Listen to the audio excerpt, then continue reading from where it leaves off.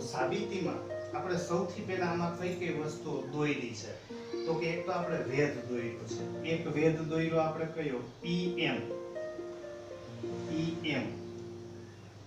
લંબ AB અને બીજું DN લંબ AC દોરો. બરાબર. અને બીજું આપણે BE દોર્યું છે.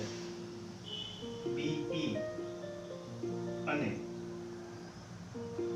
CD જોડો. બરાબર, અથવા તો દોરો, આવું તમે લખી શકો. હવે આમાંથી તો કે આમાં ત્રિકોણ જોવા જઈએ તો ડાબી બાજુથી આપણે પહેલો ત્રિકોણ બનાવીએ. જોજો બરાબર ધ્યાનથી. ADE જે D સમાંતર છે એ તો બધા ત્રિકોણમાં આવશે. પહેલો ત્રિકોણ આપણે લઈએ.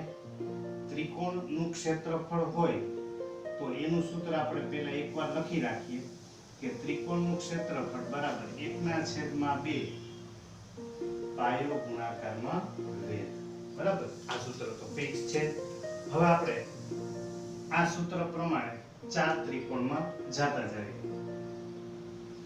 તો પહેલો ત્રિકોણ લઈએ આપણે, ત્રિકોણ ADE. બરાબર, આખું લખવાની જરૂર નથી કે ત્રિકોણ ADE નું ક્ષેત્રફળ. તમે 3 અક્ષર લખો, આગળ 9 થી શીખાજો. ADE બરાબર 1/2 એનો પાયો થશે AD, એના ગુણાકારમાં એનો વેધ છે ME અથવા EM. હવે આપણે બીજો ત્રિકોણ લઈએ, કારણ કે આ એક બાજુ AB છે, આ એક બાજુ AB. બરાબર, તો એક બાજુ પર વેધ એક જ હોય. અહીંયા તમે ટુકડા ગમે એટલા કરો પણ બધા માટે વેધ કેટલા રહેવાના હોય? એક જ. હંમેશા 90 નો ખૂણો એક બિંદુમાંથી એક જ દોરી શકાય. હવે આપણે બીજો ત્રિકોણ લઈએ BDE. બરાબર 1/2 પાયો BD, એને ગુણ્યા વેધ, તો એક બાજુ ઉપર વેધ તો એક જ હોય ME. બરાબર, અહીંથી આ સમાંતર રેખા છે. બરાબર, એ બે અલગ અલગ ટુકડા બનાવે છે પણ વેધ તો એક બાજુ ઉપર કેટલા દોરી શકાય? એક જ. હવે આપણી પાસે આ પહેલું સમીકરણ, અને આપણે કહી દઈએ બીજું સમીકરણ. તો સમીકરણ 1 અને 2 નો ગુણોત્તર લેતા, બરાબર, ગુણોત્તર ઈ બંનેનો ભાગાકાર કરીએ તો ADE એના છેદમાં BDE બરાબર. હવે 1/2 એને ગુણ્યા AD ગુણ્યા ME, 1/2 BD એના ગુણાકારમાં ME. બરાબર, હવે એમાંથી 1/2 બે માંથી ઉડી જશે, આ 1/2 ગયા, બે માંથી ME ઉડી જશે. તો આપણે એક પરિણામ એવું મળશે કે ADE ના છેદમાં BDE બરાબર AD ના છેદમાં BD. બરાબર, આ મળશે આપણને સમીકરણ નંબર 3 કહી દઈએ. બરાબર, હવે ઈ જ રીતે જેમ ડાબી બાજુથી આપણે બે ત્રિકોણ લીધા, એક લીધો આપણે ADE અને બીજો લીધો આપણે BDE. D છે એ બધા ત્રિકોણમાં આવશે. શું કામ? કારણ કે D થી જ આપણે સમાંતર દોરેલું છે. બરાબર, હવે જમણી બાજુથી લઈએ આપણે. તો જમણી બાજુથી લેવા જાશું તો પહેલો ત્રિકોણ AED બરાબર 1/2 એને ગુણ્યા પાયો છે AE, એને ગુણાકારમાં વેધ છે DN. બરાબર, એને આપણે નંબર આપી દઈએ 4. હવે એવી જ રીતે જમણી બાજુમાં નીચેથી લઈએ CED બરાબર 1/2 એને ગુણાકારમાં પાયો છે CE, એને ગુણાકારમાં વેધ DN. બરાબર, ફરીથી પાછું બાજુ AC છે, વેધ તો એક બાજુ પર કેટલા બની શકે? એક જ. હવે આ બંનેનો ગુણોત્તર લઈએ 4 અને 5 નો ગુણોત્તર લેતા AED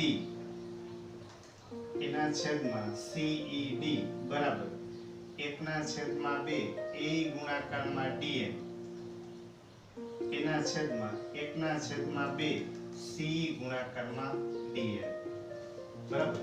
હવે આપણે એમાંથી ઉડતા હોય ઉડાડી દઈએ તો 2 માંથી 1/2 ઉડી જશે, 2 માંથી DN ઉડી જશે, તો આપણને એમાંથી પરિણામ મળશે AED એના છેદમાં CED બરાબર AE ના છેદમાં CE બરાબર. આને આપણે કહી દઈએ પરિણામ નંબર 6. તો આમ જોવા જઈએ તો ડાબી બાજુથી બે ત્રિકોણ, જમણી બાજુથી બે ત્રિકોણ. ફરીથી પહેલો ત્રિકોણ આપણે લીધો ડાબી બાજુથી ADE. તમે જો D છે, D ઈ બધાયમાં આવે. પહેલો ત્રિકોણ લ્યો D, બીજો ત્રિકોણ લ્યો D, જમણી બાજુથી લ્યો D, D બરાબર. તો 4 માં આવવાનું. તો પહેલો ત્રિકોણ ADE BDE એટલા બે ત્રિકોણ, એક આ ઉપરનો એક આ ત્રિકોણ બન્યો. એવી રીતે જમણી બાજુથી લઈએ તો AED આ સાઈડ આ ત્રિકોણ, CED એટલા આ ત્રિકોણ બરાબર. તો આ 4 ત્રિકોણના ગુણોત્તર મળી ગયા. હવે આપણે જોવા જઈએ તો બેયના તમે અંશમાં જો ત્રીજો અને છઠ્ઠું, તો આના અંશમાં છે આપણી પાસે ADE ત્રિકોણ, ADE એટલે આ ઉપરનો ત્રિકોણ છે આખો.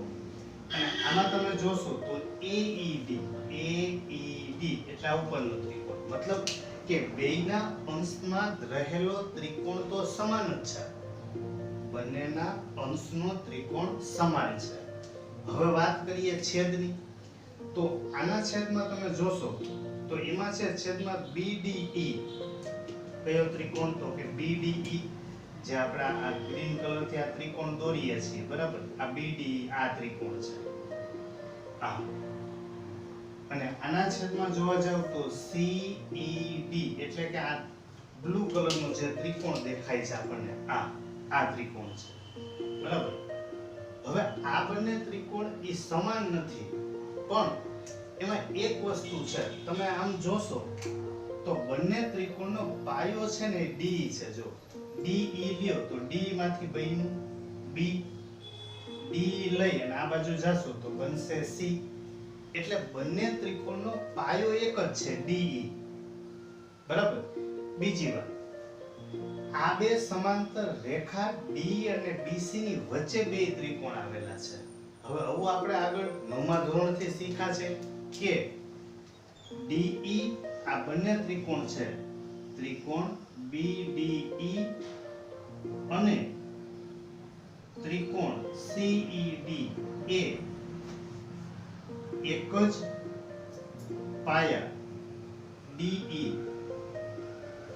એક જ પાયો DE તથા બે સમાંતર રેખાઓ DE અને BC ની વચ્ચે આવેલા છે.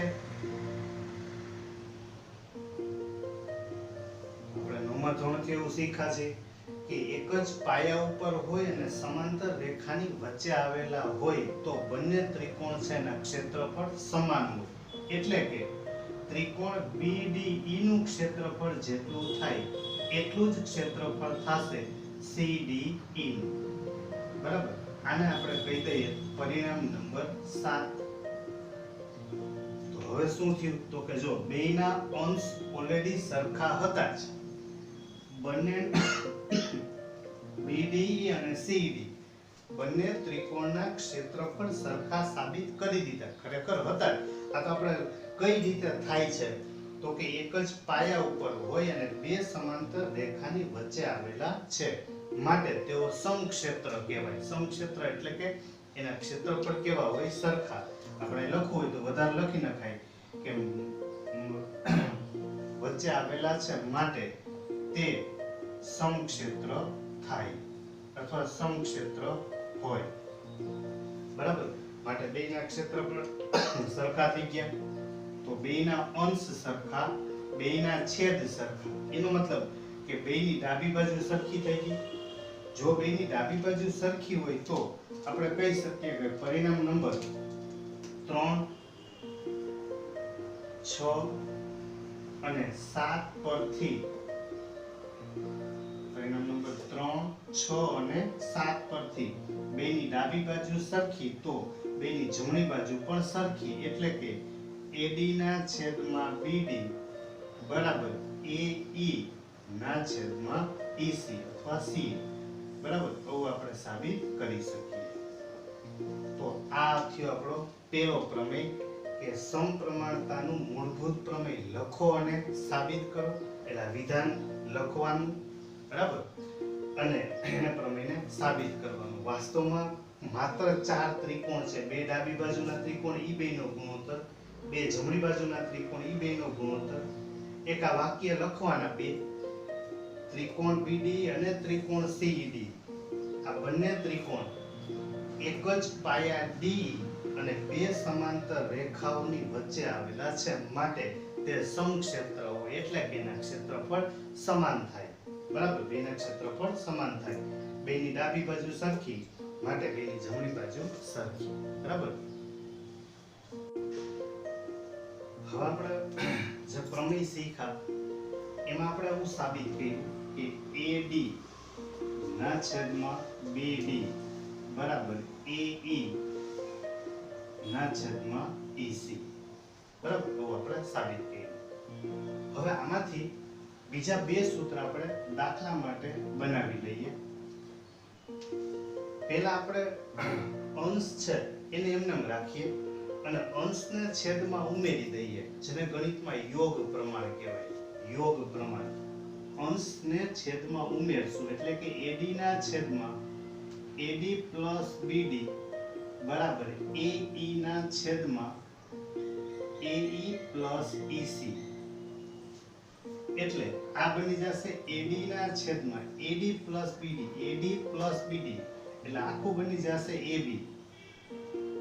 એના બરાબર AE ના છેદમાં AC. એટલે એવો ગુણોત્તર બની ગયો કે ઉપરના બે ટુકડા AD અને AE, AD અને AE ઉપરના બે ટુકડા એના છેદમાં બેની આખી બાજુ. એવી જ રીતે આપણે ઊંધી ક્રિયા લઈએ, મતલબ કે પહેલાનું આપણે વ્યસ્ત પ્રમાણ લઈ લઈએ. વ્યસ્ત લેશું એટલે BD ના છેદમાં AD બરાબર EC ના છેદમાં AE. બરાબર. હવે ફરી પાછું આપણે યોગ પ્રમાણ લઈએ. યોગ પ્રમાણ એટલે અંશને આપણે છેદમાં ઉમેરી દઈએ તો BD ના છેદમાં AD plus BD બરાબર EC ના છેદમાં AE plus EC. એટલે કે BD ના છેદમાં AD plus BD એટલે આખું બની ગયું AB. એના બરાબર EC ના છેદમાં થઈ જશે AC. બરાબર. એટલે આપણને ગુણોત્તર મળી ગયો કે ઉપરના બે ટુકડા છેદમાં આખી બાજુ અથવા તો નીચેના બે ટુકડા એટલે કે BD અને EC નીચેના બે ટુકડા એના છેદમાં આખી બાજુ. તો આ દાખલા માટે આપણે જરૂરી સૂત્રમાં ધ્યાન રાખશું. બરાબર.